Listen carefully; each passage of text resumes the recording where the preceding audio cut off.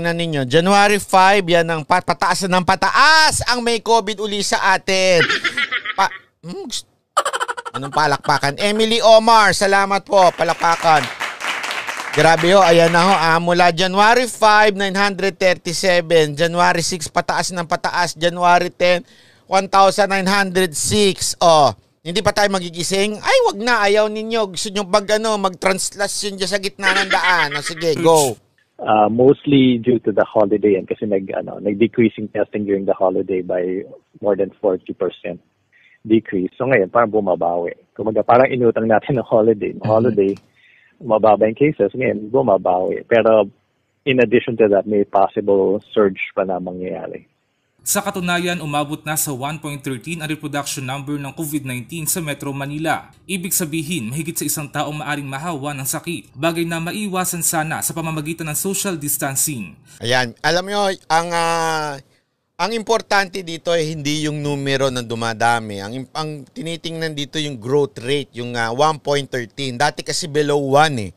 Pag sinabi mo ng 1.13, medyo delicates na yan. Sabi nga, kaya dapat to ito'y babala na sa atin, ha? Kaya lang yung reporting na yan, wala pa yan yung translasyon. So yung effect ng translasyon is after 1 to 2 weeks pa. Angelita Marcos Almondia, shout out to my daughter-in-law, Dr. Mitch Uy Casreno, who will celebrate her birthday tomorrow. Happy birthday, Dr. Mitch Uy Casreno. Oy, salamat po ha, madam, ha? Binabati natin yan. Elvira Ali Banban, welcome to Banateros. Oy. Ayan yan. Tuloy natin ang balita. Yun nga lang ang simpleng health protocol na ito, tila hindi nasunod sa pagdagsa ng mga deboto sa Quiapo nitong weekend. Kaya inaasahan ng Healthcare Professional Alliance Against COVID-19 o HPAC na posible pang lalong tumaas ang kaso lalo't itinuturing na super spreader event ang Translasyon 2021. Ay, hindi daw Mula nung isang buwan, nagbibigay na kami ng paalala sa lahat dahil alam namin na magkakaroon ng maraming pagtitipon na binabalak dahil sa Pasko. Pero so ang natatakot kami is talagang dumami ang kaso. Tapos darating pa itong malaking pagtitipon nila dahil na nga sa Nazareno. Talagang pwedeng sumobra ang magkukonsulta sa ating mga ospital. Hindi nakakayanin ng ating mga healthcare workers. Iba, naiyak na talaga sila kasi parang ini-expect na nila na baka dumami sa susunod na mga araw. Payo ng HPAC sa mga nagpunta sa translasyon, hanggat maaari ay mag-quarantine na 14 na araw. Dapat rin daw i-monitor ang sarili kung makaranas ng sintoma. Ito problema. Alam nyo, ito seryoso na ito. Medyo ako nabibuisit dyan sa totoo lang. Nabibuisit po ako dyan sa nangyari. Alam mo, wala naman akong problema kung may tradisyon kayo. Hindi ko naman kayo binabanata ng mga panahon na kung saan may ganyan kayo. Okay? As a matter of fact, meron nga akong empleyado na ganyan. Tuwing nagpapaalam siya sa akin, suportado ko. Paid with leave yun. Ibig sabihin, ano yun? Leave with paid. Ibig sabihin, kahit may trabaho sila, pag may ganyan, pinapayagan ko kasi paniniwala ho yan gagalangin natin. Ang problema ko ho dito, paulit-ulit kong sinasabi, parang awa naman ninyo. Yung pagpunta ninyo dyan, hindi ho ang maghihirap, kayo-kayo. Hindi. Ang problema dyan, madadama yung mga kaanak ninyo. Ngayon, tingnan nyo, sinasabihan kayo ng mga health frontliners natin na mag-quarantine kayo for 14 days. Na ipupusta ko ang aking buong buhay, hindi nyo gagawin. Bakit? Kailangan nyo magtrabaho Di ba? So ano mangyayari? Ang problema pa naman sa COVID, ang COVID hindi yan yung parang nahawa ka, lalabas, magkalabasan na uli yung Hindi ganun. It will take time. Yung iba medyo mahina yung nakuha, lalabas, mga after ilang araw pa, mga 5 days, 6 days. Di ba katulad nga nung, alam nyo ba yung kay kaso ni General Lim? Di ba sa kanya nga medyo gumagaling na siya? Tapos tsaka pa tumodo yung niya. Ganun ang COVID medyo may pagka-traidor. Ang COVID po medyo, sa madaling salita, hindi pa ho yan 100% na, ganito mangyayari sa'yo sa unang araw. Ganiri sa susunod. Ganiri sa susunod. Hindi ganon. Na merong format. Sabi nga nila may mga nagsasabi pa sa akin Sinasabi nila, hindi, okay lang. Meron naman akong pangamoy at saka panlasa. Sabi ko, excuse moi. Sabi ko pa sa kanila, excuse moi. Hindi ho ganun yun. Hindi ho, mawawala yung panlasa mo sa simula o kaya yung pangamoy mo. Hindi ganun yun. Ako, inabot na ako ng 10 araw na may COVID bago pa nawala yung panlasa ko at pangamoy ko. Iba-iba ang tama nun. Yun ang problema sa COVID. Scarface, maraming salamat po. Yun ang problema sa COVID. Hindi yun, simula may lalagnating ka. Hindi ganyan yan Ako, sa akin. Sa iba Una'y lagnat. Una, yung ubo. Sumasakit lalamunan. Ako, isipin nyo, hindi naman sumakit lalamunan ko. How many days bago pa sumakit ang lalamunan ko? Ang unang tama sa akin ng COVID, nung tinamaan ako, sakit ng ulo. Akala ko sumasakit lang ang ulo ko kay Lenny Robredo o kaya dun sa mga dilawang tatagatanga. Yung pala meron na akong COVID. Pero ano ibig ko lang sabihin? Nagpapatawa lang ako pero ang totoo po niyan, iba-iba ho ang tama ng COVID. Hindi ho yan sabay-sabay na, sa simula, sisipunin ka. Hindi ganon. Sa simula, uubuhin ka. Hindi ganyan. Sir, Banat, kapitbahay namin after ng translasyon, nag-inom pa, nagtawanan pa, walang social distancing. Ang kapal ng mukha, no? Mark Nasayaw. Yan ang problema. Ito, yan pa problema. Sabi nga tama yung pare yung sinabi ni di ba, na kahit anong, basta, sa madaling salita, ganito. Kahit anong ginagawa mong seremonya, kung hindi ka magbabago ng buhay mo, wala ding kwenta yan. Kaya sana, ewan ko ba, dapat hindi pinayagan yan. Yun lang sa akin. Sana hindi pinayagan, number 1, ng LGU. Ewan ko ba? Smoker ka ba? Hindi po ako smoker. Talagang maitim lang ang labi ko. Nung huling kong sigarilyo, elementarya pa.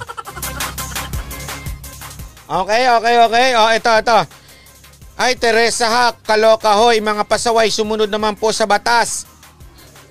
May pandemya po, maawa naman kayo sa frontliners. O kayo, mga walang pahinga. Oo nga Diyan na nakakabuwis ito, Madam Teresa. Totoo ho yan. Ang kapal na mga muka, na humingi, ito sorry tamaan na kayo, pero tamaan na kayo. Ang kapal nyong magtaas ng kamay, ito walang pinatatamang relihiyon ito kahit sino ito. Ang kapal ninyong tumawag sa Diyos, pero hindi kayo marunong sumunod.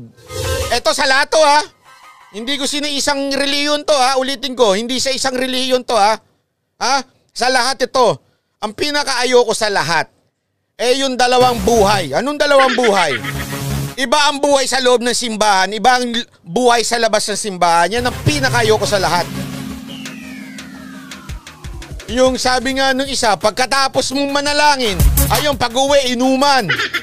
Anak ka ng 3 kalabaw, oo. Inuman na wala man lang social distancing. Hirap talaga pagka inuuna politika. Ewan ko ba? Ito, tingnan nyo pa to. Panoorin nyo, Kainis. Ang patuloy na pagtaas sa mga kaso ng COVID-19, pinangangambahang bumilis pa dahil sa paggunita sa traslasyon na ayon sa Okta Research ay may tuturing na isang super spreader event. Pero ang giit ng lokal na pamahalaan ng Maynila at ng Quiapo Church, sa kabuuan ay sumunod naman daw sa health protocol ang mga deboto. Nakatutok si Maki Pulido. Dahil sa COVID pandemic, sa unang pagkakataon mula noong World War II, walang traslasyon ng itim na Nazareno. Pero dahil nagdaos ng mga misa, dumagsa pa rin sa Quiapo Church ang libu-libong mga deboto. Maayos ang mga tao sa paligid, nakapila at may distansya sa isa't isa. Pero sa labas ng perimeter, Ayan o. Naku, may nakita pa akong bidyong malala talaga. iba ang sitwasyon. Fake news pa daw yan. Fake news. Yan o. Sa lagay na yan, fake news. Ha? Kasalanan nyo kasi. Kasalanan nyo mga nanonood. Bakit ang tingin nyo dyan marami? Kasalanan natin dyan eh. Kaya sa mga kuhang ito, sa dami ng tao, hindi na iwasan ng mga Kasalanan natin yan. Masama yung panood natin dyan eh. Konti lang sila. Hindi nyo ba nakikita? Konting-konti lang sila oh. Ha? Fake news kayo eh. Paano nyo nasabing madami yan? Paano nyo sinabing dikit-dikit yan? Fake news kayo. Ha? kataong magkadikit-dikit. Wala na tuloy physical distancing. Oh, tinan nyo na. Fake news kayo. Ano yan? Dikit-dikit ba yan? Anong tawag mo dyan? May mga deboto pang nakamask nga, hindi naman natatakpan ng ilong. Ayan, o kaya may face shield man, ginawa lang naman itong headband. Dahil hindi na... Oh, ayan. Tingnan nyo naman, mga brad. Tingnan nyo, oh. Fake news kayo eh. Pinupolitikan nyo mga animal kayo eh. Ha? Pinupolitikan nyo yan, brad eh. Kaya nagagalit yung tagapamuno dyan eh. Pinupolitikan nyo yan, tingnan nyo ah.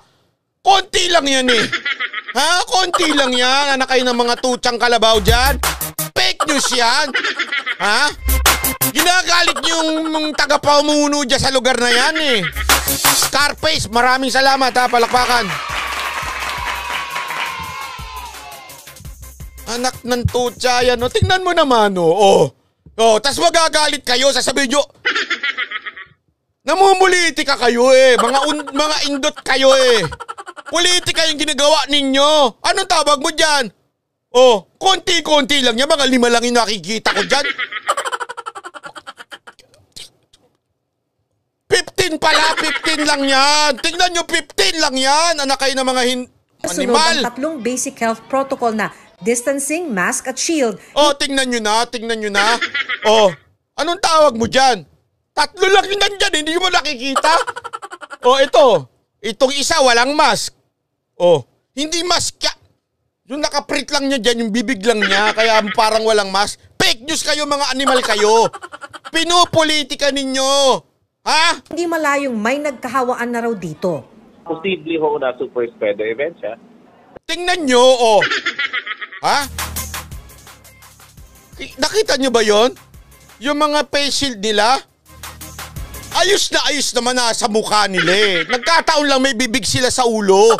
Kaya nakataas yan. Nandun ang bibig nila, wala dito sa baba. Fake news talaga kayo. Animal kayo lahat. Fake news. Dali, baka may kumakatok na. Anak kayo, mga animal kayo ha. So napakarami ng tao ho na dumalo at yung minimum health standard po at guidelines at protocols hindi ho nasunod. Ayon sa Octa Research Group, hindi na raw question kung tataas pa ang mga COVID cases. Ang tanong na lang daw ay kailan at gaano ito kabilis. Ayan. Tingnan mo ha, ang sakit marinig niyan. Hindi na question kung tataas eh, hindi na kung tataas. Ang question na lang kailan tataas. Bakit? Aantayin natin may medyo-bujubuhin dyan. Aantayin natin may magkalagnat-lagnat dyan. At kung siyeswerte na magpa-test. Kung ayaw nila magpa-test. Unti-unti na nga raw itong tumataas mula noong Christmas break na dagdagan pa ng pista ng itim na Nazareno. Ang reproduction number na 7-day average ay nasa above 1 na po siya. So, slightly above 1. Pero anong ibig sabihin nito? Kung kukumpara natin, 3 months ago, yung trend ho ay pataas po. Bumibilis siya, pero yung bilis niya bahagya pa lang at the moment. Hindi siya dapat ibaliwala kasi nga yung transmission rate ay tumaas na. Kahit si Health Secretary Francisco Duque, aminadong posibleng makalala ang paggunita sa traslasyon kaya inaabangan na nila ang lalabas na datos sa January 24 hanggang 25. Ngayon pa lang, nangangamba na raw ang mga health worker. Talagang iyak. Kasi yan eh, ang consequences niya. Ay, hindi, mali. Hindi ako papayag dyan. Last year pa yan eh. Yung mga napunta dyan, mga manghuhula yan. Na-predict nila magkakaroon ng COVID, kaya sila nakamask. Pero last year pa yan. Nakikiuso lang sila doon sa mga Koreano at mga Hapon na talagang nakamask. Wala pang COVID niyan. Wala pa. Last year pa daw yung video na yan. Fake news kayo, mga animal kayo ha. Pinupolitikan nyo itong translasyon. Dagsa sa mga hospital ang mga kaso maybe in 2 weeks. So medyo kinakabahan na sila. Dapat kasi, sabi ng health reform expert na si Dr. Tony Liachon, hindi na pinayagan ang okasyong ito. Ang mismo raw lumabag ay simbahan at Manila City Hall. Lahat ng effort... Ay, ikaw pala namumuliti ka? Ikaw pala namumuliti ka eh. Ba't mo sinabing may kasalanan yung simbahan at saka yung LGU? Ay, wala. Kayo pala namumuliti ka. For 1 year. Sandali. Yayariin ka na naman ng mga vlogger ni Ha? Sasabihin naman nila, basher ka. Ha? Pinupolitika nyo yung kanilang idol. Kayo talaga. Huwag nyo pinupolitika yung mga idol nila. Yari kayo sa mga vlogger nila. Nasira sa isang araw. Depensa ni Manila Mayor Isko Moreno at ng Quiapo Church. Sa pangkabuuan, sumunod naman ang mga deboto sa health protocol. Pangkabuuan.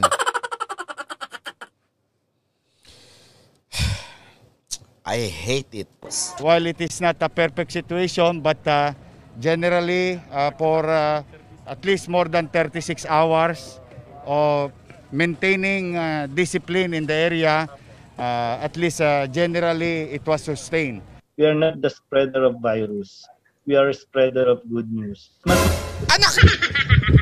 Malaglag ako doon! Father! Ang good news ba yung hindi sumunod yung mga tao? Paano naging good news yun? Si Father naman Ang alam ko kasi, ang good news, naaayon sa Biblia, Romans 13 verse 1, you submit to the authority. Ang sabi sa authority, iwasan ng sosyal, sumasamang sosyal. Kailangan daw may social distancing, iwasan yung mass gathering. Father naman Ay ako, Father ha. Wala akong problema kung naka-t-shirt kayo, pero wag naman ganun, Father. Paano kayo naging spreader of good news kung ganun na nangyari sa labas? Nakita nyo ho ba? Pinuntahan nyo ho ba? Tanong ko lang naman, Father. Kasi baka mamaya, Father, hindi nyo naman nakita. Tapos nabalitaan nyo lang sa LGU na fake news. So naniwala naman kayo kaagad na fake news. Nakita nyo ho ba yung mga live ng mga tao? Nakita nyo ho ba? Kasi kung hindi nyo nakita, ay bay, talagang sasabihin ninyo, you're a spreader of good news. Ha? Generally. I hate this. Sa totoo lang mamaya sisirasoin ko ang komento ko, pero ngayon, tuloy muna natin. Mainam na i-organisa, mas mainam na ihanda ang lugar kaysa maging Divisoria Part 2 tayo. Kung hindi mo kaya binuksan, yun lang yun Kung hindi nyo na lang binuksan, di kayo nagpapasok, sa tingin mo magsasama-sama pa sa labas yan? Kasi hindi mo mapipigilan yung pamamanata. Pero dahil andyan na yan, payo ng mga eksperto sa mga dumalo, bantayan ang sarili sa loob ng 5 hanggang 14 na araw sa mga sintomas ng COVID tulad ng lagnat, sakit ng ulo, hirap sa paghinga, ubo, pagsakit ng kalamnan at diarrhea. Kung makaranas ng mga sintomas, mag-report agad sa health center. Sa memo naman ng Department of Labor and Employment, sinasabihan ng mga empleyadong nagpunta sa Quiapo Church noong Sabado na sumailalim sa 1 linggong quarantine. Ang PNP, inutos na rin ang mandatory swab test sa mahigit 4,000 pulis na nagbantay sa Quiapo. At sana raw, sabi ng mga eksperto, huwag nang maulit ang mga ganitong okasyon habang may pandemya. Maki Pulido, nakatutok, 24 oras. Alam nyo, ganito lang yan Ito, seryoso na. Siseryosohin ko at saka pipilitin ko na wag mag-high blood. At hindi batikusin ng personal. O hindi batikusin ng personal. At sabihin na natin, at baka hindi sabihan ako namumuliti ka. Pero, alam mo, Mayor Isko, ito lang sasabihin ko sa'yo. Idol kita, magaling ka. Maayos ka. talaga naman pagdating mo sa kaayusan sa Maynila, sabi ko sa'yo, boto ako sa'yo. Sa katunayan, sinabi ko pa nga yan nung nag-interview ako sa'yo noon eh. Kaya lang medyo sobrang sablay ho nito. Ito sa akin, sana naintindihan nyo ang epekto ng COVID. Kasi yung COVID niyan, yun na nga lang mag-mask, mag-face shield, at mag-social distancing ay hindi pa 100% na hindi ka mahahawa. How much more kung nagsama-sama? Sasabihin ninyo, kabuuan, ayos naman. Pero sir, alam naman po natin, wag na ho tayong magpaikot-ikot. Ang daming bidyong lumabas na talagang dikit-dikit ang tao. Sasabihin pa natin fake, naka-face mask yung mga yon. Sana ho, inisip po natin na pag sila ho, nagkaroon ng hawaan, sana kung sila-sila lang ho. Sa totoo lang, sana kung sila-sila lang ang mahahawaan, hindi ho papasok yan. Yung mga taga Maynila na yan, pupunta yan dito sa isang lugar kung saan sila nagtatrabaho. Tapos may mga pamilya doon. Uuwi din nyo sa kanilang mga bahay sa mas malalayong lugar. It will spread. Hindi natin maiiwasan. At ang problema niyan, before mo ba ma-detect na meron ka, ay nakahawa ka na multiple times sa ibang tao. And I don't think, Mayor, at saka kayong mga taga-simbahan, I don't think they would have that kind of discipline sa sarili nila na i-quarantine nila yung sarili nila at hindi sila lalabas. Kasi oobserbahan nila yung sarili nila. I don't think they will do that. Yun nga lang sinabihan nyo silang wag lumabas at manalangin na lang sa bahay. Hindi nila ginawa. How much more ngayon na they need to work? Kailangan nila ng trabaho. Sa tingin ninyo pag hindi sila pumasok, masasahuran sila? Walang Wala huyang siguradong hindi huyan susunod. Walang disiplinang magaganap dyan. Asahan na ho natin. Sabi nga ni JJ Kojima, maayos ang pila at may social distancing pag pumasok na sa entrance. Pero before pumasok sa pinaka-entrance, doon pala dikit-dikit na. Paktay na. Yun nga, totoo yan. Salamat, Madam JJ Kojima. Si Zoe Lising, salamat din po. Salamat po. Yun na nga ho yung problema. Tayo, o yung mga opisyal, hindi ho pala ako, kayo mga opisyal, meron kayong kakayanan magbayad. Magbayad ng mga ospital ninyo, gamot ninyo. Paano yung mga may hirap? Sasabihin na naman nila, false concern. Eto hindi ho false concern. Bakit Pag nagkasakit sila, baka tamaan din kami. Okay? I'm not false concern, walang ganon. I'm false concern. Meron pa kasing ganyan sila False concern daw kayo? You're not really concerned with us? You're just trying to ganun-ganun? Kaloob-loob ko. Hindi nga kami concerned. Pero concerned kami na kami baka tamaan dahil sa pagkakalat ninyo. Huwag na tayong maglokohan. Hindi lang ho kayo ang tatamaan dyan. Alam ba namin kung saan kayo pupunta? O kung pwede lang sana, iwasan namin kayo Kaya lang hindi. Kung saan kayo pupunta. Yung pinuntahan ninyo, pwede nyo hawaan. Yung hinawaan ninyo, pwedeng pumunta at magkita kami. O sapul din kami. Huwag na tayo maglokohan. We are also concerned on ourselves. Okay? Kami rin. Iniisip namin sarili namin. Ayaw namin tamaan. Kaya sana naman maging responsable. Kasi, whether you like it or not, we are a society. Tayo sa isang society tayo Magkakasama tayo Malay ba namin yung nagbebenta sa grocery, yung mga nagpa-package doon, nagpunta dyan. Pwede ba namin piliin? Ikaw ba nagpunta ka ba sa Quiapo? Ikaw ba nagpunta ka ba sa Quiapo? Ikaw.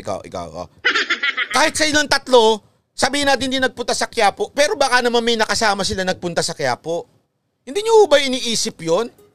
Napakasimple niyan, Father Father, napakasimple niyan. Kaya kalokohan yung sinasabi nyo, you're not spreader of... Sabi niyo, spreader pa kayo ng good news. Bakit? Di nyo ba pwede spread yung good news through social media? Pwede naman kayo mag-online mass kung talagang good news lang yung gusto nyo i-spread. Baka kailangan nyo ng good news. Yun ang ibang usapan. Do you want to spread good news or do you want to receive good news? Magkaiba yun. Huwag tayo maglokohan. Mahirap ba? Magpa-Gcash na lang kayo.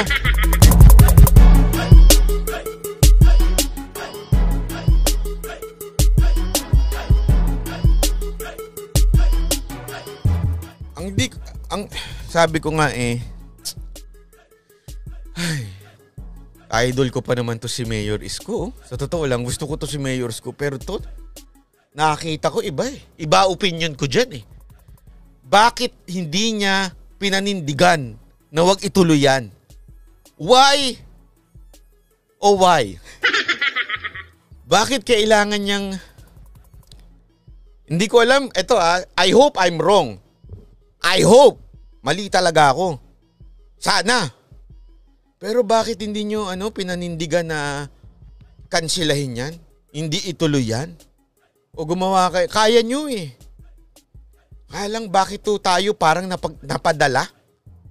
O alam mo yun, nadala lang dahil kailangan natin itong mga tao dito? Kailangan natin ng kanilang boto sa darating na eleksyon?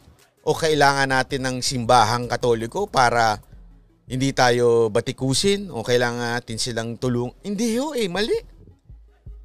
Alam nyo, ito pasensya na Mayor, love ko kayo pero I cannot stop myself saying this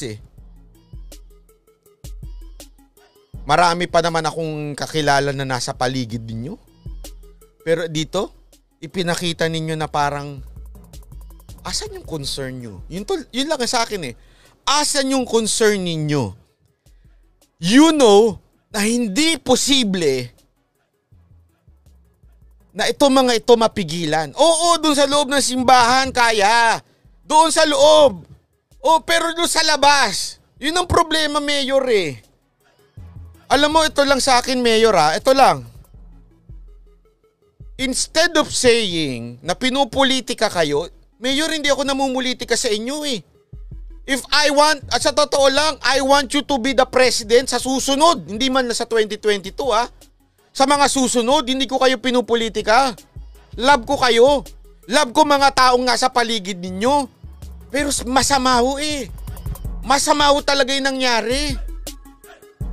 Sana hindi nyo na lang sinabi. Ito I would appreciate if you would just say, medyo nagkamali kami ng konti sa pagtansya sa dami ng tao. Medyo nagkamali kami. Pero yung sasabihin ninyong pinupulita ka kami, yung fake news yan, Mayor, ano yun? Ang daming bidyong lumabas, picture na lumabas, hindi fake news yun. Mali talaga, Mayor Amin na lang. Umamin na lang kayo, sabihin nyo, pasensya na papalakpakan ko pa kayo kung gano'n ang ginawa ninyo. Kaysa yung sasabihin ninyong, antayin nyo Sino yung mga presidenteng inaano ninyo? Anuhin din ka namin kayo. Ang sama pakinggan nun, Mayor. Para kayong batang napikon. Ano ang dapat nyo ikapikon? Yung mga taong nagbibideo, bakit ganito kadami to? Bakit kayo mapipikon dun? They're just concerned.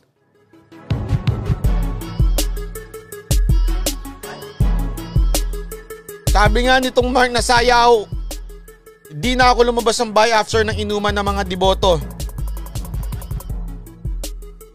Yun lang ang sa akin, Mayor okay? Sabi ko sa inyo, okay?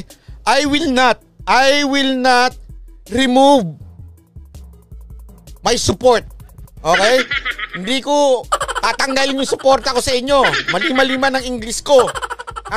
Hindi. Ako susuporta pa rin ako sa inyo in the future. Kaya lang, Mayor, sana naman, inamin nyo na lang, uy, pasensya na, medyo may konting lapses kami doon. Nagkamali kami ng tansya. Kaya lang, yung ganong klaseng ganong response mo sa pagkakamali, ay medyo, sabi ko nga, hindi ito ang tamang, hindi ito ang tamang response ng magaling na leader. Ang totoong leader, marunong siyang akuin. Ay, sorry, nagkamali kami. I will do it next time better. Better tayo dyan. Ayusin natin yan. Ganun sana. Hindi yung... Sorry. Fake news kayo. Tandaan nyo kayong mga namumulitika. Tandaan nyo, sino ang pangulo ninyo? Bibigyan namin kayo ng konting problema dito sa Maynila. Ano ito? Hari ng Tondo? Ganun lang ang labanan? Anong klaseng yan? Anong klaseng statement yan? Tapos magagalit kayo, sasabihin na naman ng mga vlogger ninyo. Mga basher, mga haters, mga... Sige nga pakisagot ako. Saan ako nagkamali doon? Huwag niyo sabihin sa akin, diretsuhan tayo, gusto niyo interviewin pa kayo. Sa mga vlogger at kahit kay ikaw, Mayor, sa akin didiretsuhin kita doon. Mayor, idol kita, love kita. Ikaw ang the best mayor ng Maynila. Ikaw. Pero that time, mali talaga yon. Sana amin na lang. Mayor, mali ito. Mali hindi nyo natansay doon sa likod. Ang dami doon Sabi nga isang video nakita ko, kita-kita ko yung video pinanonood ko Parang kalabaw daw na sobrang dikit-dikit na yung mga tao na alam mo yung malapit ng katayin yung mga kalabaw. Ganun ang kanyang description. I don't agree with you na maging presidente si Mexico. Wala naman kasi... Madali siyang, hindi, alam nyo, wag nyo naman husgahan yung Ako, ito honest opinion ko ito Sa tingin ko naman, ang tao, pwede namang magbago. Kaya nga ito, this could be a learning parang process na lang kay Mayor na sana, okay, kung makarating man tong video na ito, ayaw man aminin ni Mayor, okay? Pero sana sa loob-loob niya, medyo natuto siya. Oo nga, next time aamin na lang ako. Yun lang Okay na sa akin yun. Kasi wala namang perfect na politiko, kandidato, walang perfect. Kung gusto nyo ng perfect, punta na kayo sa langit. Wala akong perfect, okay? Pero ang point ko dito, sana lang matuto si Mayor. Ako, Mayor, honestly sabi ko nga sa'yo, I'm talking from the heart, wala akong uutos sa akin na banatang ka. Sino kakampihan ko? Si Atienza? Hindi na! Yung iba, hindi na rin! Ikaw lang ang talagang pambato ko dyan sa Maynila, wala nang iba. Pero, yun lang. Sana, Mayor, next time, pag may bumati ko sa'yo na sa tingin mo, wag naman kagad na basher. Kasi, feeling ko yung mga amuyong mo sa paligid mo Lalo na yung vlogger mong amuyong na nandyan sa paligid mo. Hindi naman porket pinupuna ka ng hindi maganda tong nagawa mo, basher na. Wag ganun. Kung hindi ko kayo nagpapakorek, abay, malaki yung problema natin. GSG Brothers ba pabati po anak ko? Tamo naman yan, binabati pa yung anak niya Happy birthday, Josh!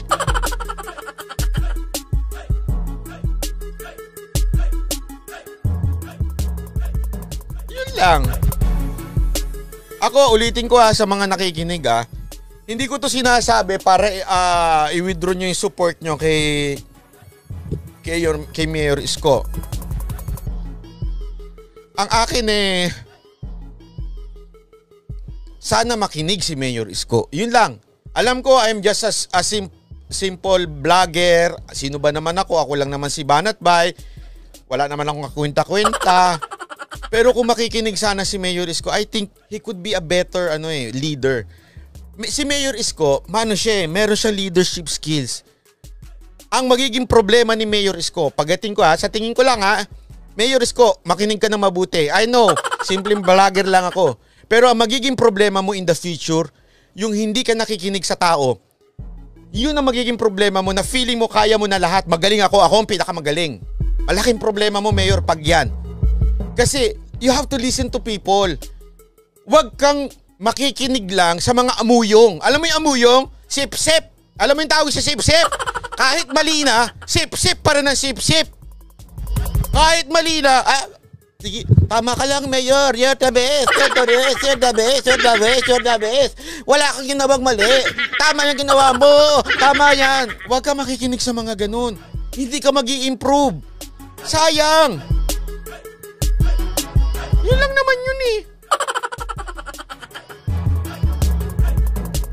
Kung ako nga sa'yo, ito mayor mag-hire ka ng mga taong babatikusin ka from time to time. Yung, sige nga, hire ka lang mga 3, ganun ba? 3. Lahat ng masama, sabihin nyo sa akin. Ang trabaho ninyo, sabihin nyo kung ano yung mali ko. Sabihin nyo kung ano yung mga katangahan ko. Kasi imposibleng hindi magkamali. Kaya lang kung ang mga katabi mo, sige na, tama, ikaw na ang perfect idol. Ikaw na ang perfect, ikaw na, gwapo, ikaw na lahat. As in, ikaw na talaga. Ay, taas ka sa mayor. Ikaw na mayor. Patay tayo dyan, mayor. Hindi ka mag-i-improve. Sayang naman. Ako, I'm hoping for a better president sa mga susunod. Ito mga iba nagagalit. Sabi niya, ayoko na maging presidente yan. Huwag naman, sa akin lang. Pwede naman magbago pwede magbago yung tao. Kung makikinig siya, pero kung hindi, at sasabihin na lang niya, tayo ay basher. Problema na ni Mayor yan.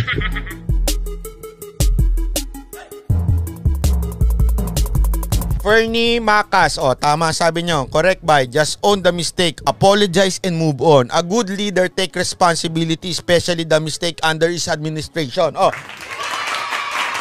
Tingnan mo na, in-English na nila kasi hirap na ako ipaliwanag sa English. Nagagalit pa naman yung tatay ko pagka nagkakamali ako sa English. Sabi niya, huwag ka na mag-English. Scarface 123, salamat sa pagmemembro. He will never be president. Hindi rin. Ako, ito lang sa akin matagal pa naman I mean, a leader, a person, or sino man can improve as long as makikinig siya sa tao. Everyone could improve. Okay? Tandaan niyo yan. Everyone could improve basta open siya. Yung heart niya pag may nakita yung ibang tao, i-check niya muna. Yung sinasabi ba ng tao, tama o mali? May basihan ba o wala? Pag may basihan, baguhin mo. Kung walang basihan, ilabas mo lang sa kabila, itapo mo lang sa kabilang street ba? Ganon dapat, di ba? Kaya lang kung walang magsasabi sa'yo at puro amuyong mo yung nasa paligid mo, patay tayo dyan. Wala mangyayari, di ba?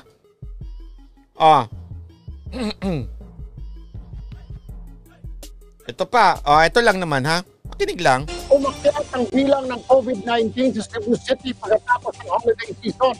At ang pinangambahan ngayon ay posibleng patuloy itong tumaas dahil naman sa pagdagsa ng mga deboto para sa kapistahan ng Santo Niño. May report si John Arua.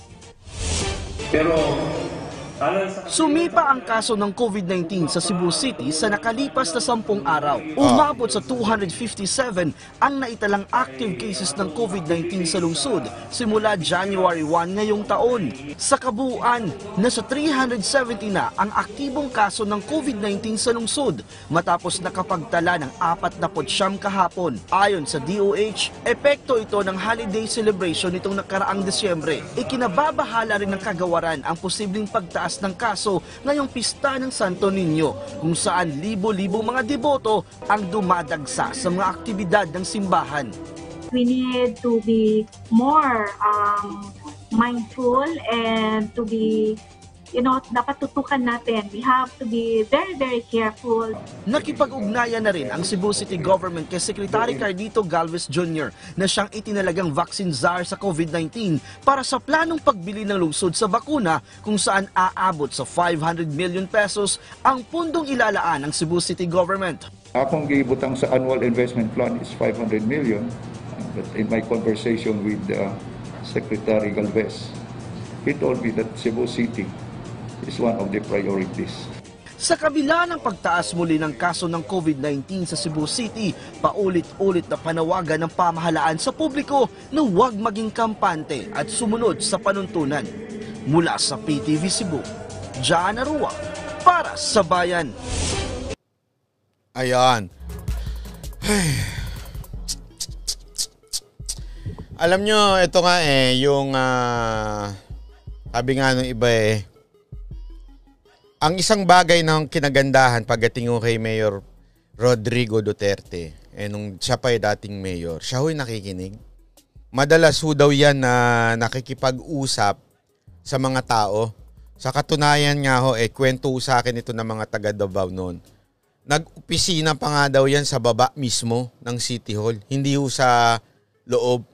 Kasi gusto niya, kinakausap siya ng mga tao. Kasi gusto niya kung ano yung sinasabi ng tao, pinakikinggan niya. Totoo yan, yan daw ang sinasabi ng mga unang mga taong naka-witness sa pamamahala ni Mayor Rodrigo Duterte noon sa Davao. Marunong daw hong makinig si Mayor sa tao. Yan ang sanang makuha ho ng ating mga mayor na sana ay makinig ho tayo. Hindi ho tayo mamimili ng pinapakinggan. Especially ho, dapat matuto na ho tayo talaga na i-define yung mga taong sip-sip lang at saka yung mga taong talagang concern. Matuto ho tayo ng ganun. Kasi ho, yung mga sip-sip, alam naman nila yan, na gusto na lang nilang umangat yan, hindi nila sasabihan, ayaw nila magtampo ka, o kaya naman ayaw nila na makarinig sa'yo ng hindi maganda. So iisipin mo na lang na, sige, lahat na lang ng kasipsipan gagawin ko. Di ba? Ingat ho, ingat tayo. Sa Lingap po, siya mismo ang nag-i-interview ng mga tao dito sa Davao. Oo. Actually, alam nyo kung sino yung isang nakausap ko dyan. Nakalimutan ko na yung pangalan niya. May-ari siya ng isang malaking parang isdaan. Ano yun? Ewan ko, anong tawag mo dun? Parang fish pond or something. Naalala daw niya talaga noon, si Mayor, talagang pinupuntahan sila, kinakausap, Mayor Rodrigo Duterte to kinakausap, tapos alam mo yun, parang one of them. Ganun ang dating ni Mayor Rodrigo Duterte noon. Kaya nga, alam mo yun, na sabi ko, kaya siguro naging, simple lang naman Ako balit waray nun, salamat po. Simple lang naman kung gusto mong isang maging maayos na leader, communication. Dapat to nakikipag-usap sa tao. Hindi lang yan sa politika, maging yan sa mga kumpanya. Minsan kasi, iba yung, alam mo yung pinaplano nyo sa opisina, this is our plan, this is our future, ganyan-ganyan. This is our vision, this is our motto, ganyan-ganyan. Pero dahil sa sobrang dami ng empleyado, hindi mo na alam yung kung ano yung nasa ground. Sabi nga ito naalala ko meron nagkwento sa akin ito. Chinese siya. Chinese na hindi ko na nababanggitin Napakayaman ito. Sobrang yaman. Isa ito sa mga tycoon. Pero yung anak niya, pinagsimula niya waiter. Kasi ang plano, kailangan malaman mo muna kung ano yung damdamin ng masa, damdamin ng mga nasa ilalim bago ka maging leader. Ganon yung prinsipyo nila ng itong mga inchik na ito. Sabi ko nga kaya na lang din nagtatagumpay dahil may mga ganon. Although, meron din namang iba na namana lang yung pwesto, namana lang yung boss na kaagad, namana lang yung title. Pagdating sa taas, sila ho'y nag-uubos ng pera ng magulang. Alam niyo yun? Kasi walang kaalam-alam. Tapos nagmagaling, ang alam lang, pumarty ng pumarty. Party dito, party doon, yat dyan, yat doon. Alam niyo yat, yung yat-yatan. So yun lang ang alam gawin. So nung umakyat na sa taas, walang ginawa kung hindi mag-ubos ng Ito. Halimbawa panoorin niyo po yung documentary ni Saddam. Ni Saddam Hussein, panoorin niyo yung documentary niya na based sa kwento ng kanyang anak na babae. Okay? Sabi ko nga ang tindi nun. Kung napanood niyo yun sa YouTube, ang talagang nagpabagsak kay Saddam, based dun sa kwento ng anak niya na babae, yung anak nilang lalaki. Na which is, walang kaalam-alam. Okay? Sobrang yabang. Sobrang to the point, sira ang ulo, binabaril niya yung kwento nung anak binabaril yung pag hinaharang, sinabi ng tatay niya, I want privacy. Sabi nung ni Saddam. Tapos sabi naman itong itong anak niya, nung papasok na sa kwarto, sabi, pinigilan ng gwardiya, yung PSG ni Saddam. Alam niyo ginawa ng anak, binaril. Ako balit, waray noon. Salamat po. Binaril. Tapos, hindi pinarusahan nung tatay, ha? Oh, ano sunod na ginawa? Binaril yung kapatid ni Saddam. Oh, ganun kalupit. Ganun kalupit kasi nga ang ginawa, binigyan kaagad ng power eh. Alam mo 'yon? Ginawang minister of ganito, head ng minister ng ganyan. 'Yun ang ikinabagsak ni Saddam dahil nagalit yung mga iba na supposedly deserving na maging opisyal, nakikita nila pati yung anak tinatarantado sila. So doon na nila nakipagkuntsaba na sila sa Amerika. Ganong katindi. Ganong may movie yan, Sir Banat, yung Devil's Double. Ay, hindi ko alam. Basta nakita ko yan yung sa documentary ito ng anak niyan, babae. Sabi ko nga kaya yan yung mga tinatawag nating lumaki sa yaman, lumaki sa power, pagdating sa taas, anyari, wala. Ano kinugnayan niya sa pinag-uusapan natin? Wala din. Bakit ba? Gusto ko lang kwento. Wala akong makausap. Hindi yung ibig ko lamang sabihin, napaka-importante ng yung isang leader marunong makinig sa tao niya. Hindi dun sa amuyong lang niya. O hindi dun sa mga, alam mong sip-sip lang dahil gusto ng project o gusto ng kung ano man. Okay? Dapat matuto siyang dun sa batikos ng iba. Pakinggan niya yung batikos ng iba. Kasi you would learn a lot. Kaya yung mga, sabi ko nga, di ba, yung isa kong Chinese businessman siya, talagang bago lumaki. Ngayon, itong Chinese businessman na ito, isa akong pagdating mo sa building, sa condo, siya hong isa sa pinakamayaman. Dahil sa sobrang lupit. Yang, alam mo yon, dama niya yung tao eh. Kasi sinimulan niya sa simula doon sa mababa. Hanggang umakyat siya ng umakyat. Oh, yun lang naman. Gusto ko lang ikwento. Bakit ba? Wala akong pakialaman. Hindi kayo magalit kung mahilig ako magkwento.